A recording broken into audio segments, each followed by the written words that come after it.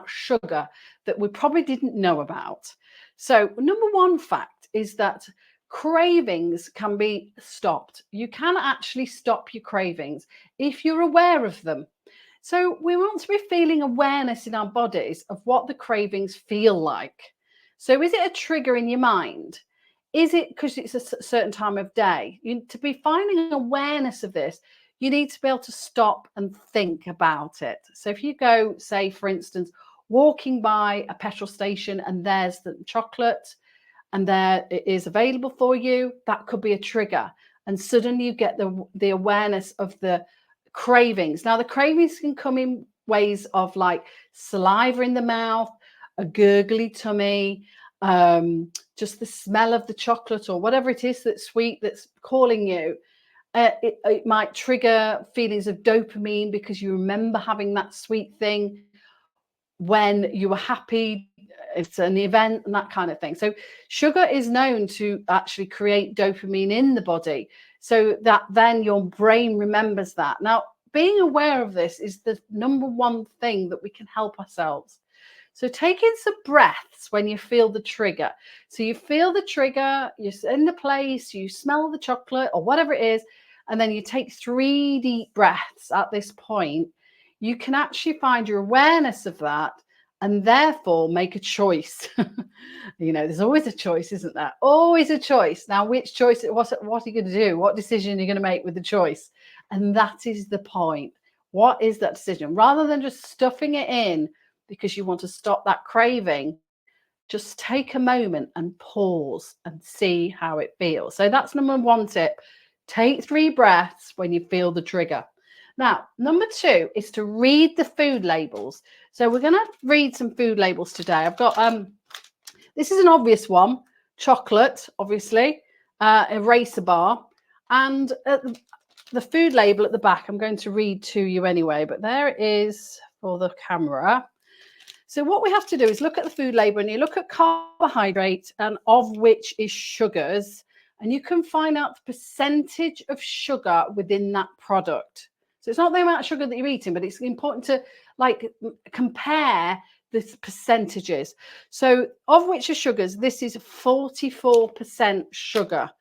Okay, 44% sugar in this product. So that's quite a lot, isn't it? That is a blooming lot of sugar. It's nearly half the product is sugar.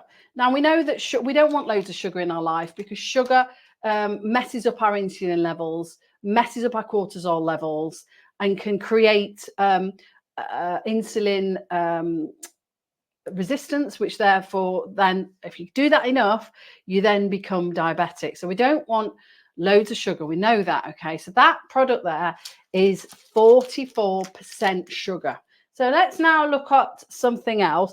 Now, this is a can of beans, which is the normal can of beans. Let's just put the food label up to the camera so that the people viewing later can look. So you look at the carbohydrate of which of sugars, and this one is just 4 grams. 4 grams of sugar. So 4%. 4% sugar as opposed to 44% sugar. But still, you wouldn't imagine there's a lot of sugar in here, but there is actually more sugar than you think. So that is a normal can of beans, and of which 4%. Now, this one is a can of beans, which is the no added sugar. So they add sugar to add flavor, don't they? They really do. So this one, of which are sugars, is 1.9 grams per 100. So that's 1.9% sugar. So you are saving a lot of sugar by having the sugar-free version of the beans. I don't know why I've got the sugar version in my cupboard. There you go. I found it really difficult. This sounds to find products in my pantry that's got sugar in it, which is quite good, isn't it? It really is. Now, this is an unusual one. Now, you can find sugar in things that you don't even think have got sugar in there. So I've got here the basmati rice. Let's put that label up there for the viewers. So carbohydrates, of which are sugars, are 0.1 grams, but it still is the sugar in rice. And this can It's 1% sugar, but this can affect your blood sugars, and especially the white version. If you go for a brown version, it's got more fiber in. That is better for our bodies. We want more fiber, less sugar if we can. Now, but interestingly, carbohydrates, so these are rice, pasta, potatoes, bread, they do have more sugar in them, and they will create that insulin spike more than you think. Now, where fruit's concerned, that does have sugar. It's fructose. It will still affect your blood sugars and your insulin levels. However, because we have this, say if you're eating an apple, you're eating the skin, you're eating the pith, in the oranges, that is added fiber, and it's natural fiber and natural sugar.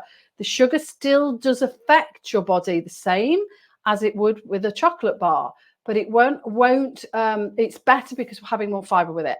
Where that goes wrong is when we're having orange juice.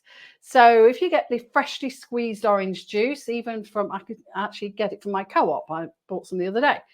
But the pith has been taken out, so you haven't got your fiber. But then you've got the orange juice, and the orange juice can be up to 30% sugar.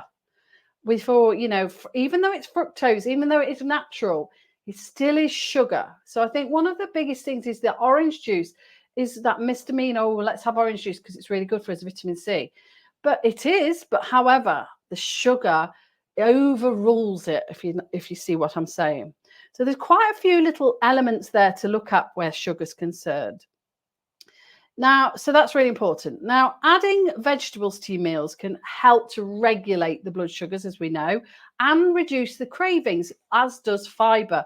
So have that. So it's got stabilizing blood sugars. It promotes feelings of fullness, and you're going to feel like you're not going to want those cravings as much. It actually changes the pH in your mouth if you have lots of vegetables, especially the bitter types. So try to balance that diet with lots more vegetables if you can, so that it makes you feel fuller for longer. And mindfully eat. So take those breaths just when you get that craving. Take 3 breaths. Say to yourself, why am I eating this? Am I hungry? Do I need it? There's a choice. There's always a choice. So I hope that helped with learning some more facts about sugar this morning.